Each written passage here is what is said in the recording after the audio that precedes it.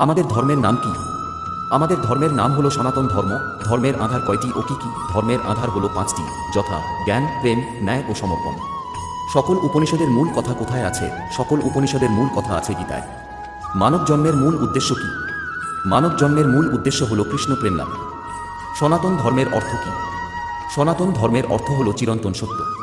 আমি কে? আমি হলাম চিন্ময় আত্মা। প্রকৃত সুখ প্রাপ্ত করতে হলে কি করতে হবে? গীতা পড়তে হবে। গীতা কি? গীতা হলো শ্রীকৃষ্ণের মুখের বাণী। দামোদর কাকে বলা হয়? শ্রীকৃষ্ণকে বলা হয়। হিন্দু ধর্মের প্রধান ধর্মগ্রন্থের নাম কি? হিন্দু ধর্মের প্রধান ধর্মগ্রন্থের নাম হলো বেদ। গীতা পড়লে কি পাওয়া যায়? গীতা পড়লে নিত্য আনন্দ পাওয়া যায়। কলিযুগের মহামন্ত্র কি?